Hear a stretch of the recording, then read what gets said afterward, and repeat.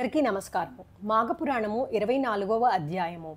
మాఘమాసమునందలి నదీ స్నానము మనుష్యులకే కాక దేవతలకు గంధర్వులకు కూడా పరమ పవిత్రమైనది. ఒక మాఘమాసంలో ఒక గంధర్వుడు తన భార్యతో భూలోకానికి వచ్చి గంగా నదిలో స్నానం చేశాడు. తన భార్య మాత్రం స్నానం చేయనని చెప్పుడిచే ఆమె దైవత్వం నశించి గంధర్వలోకానికి వెళ్ళలేకపోయింది. ఆమెను విడిచిపెట్టి ఆ గంధర్వుడు ఒక్కడే ఆయన లోకం వెళ్ళిపోయాడు. ఆమె అడవిలో తిరుగుతూ విశ్వామిత్రుడు ఉన్న చోటకి వెళ్ళి వయ్యారంగా క్రిగంట చూసినది.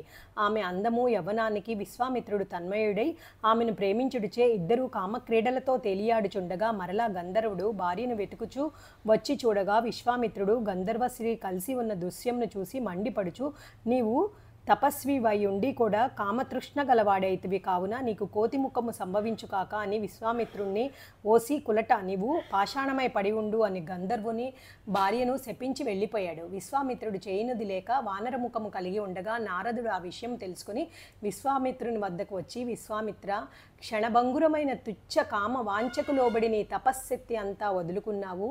సరే, జరిగిందేదో జరిగిపోయింది.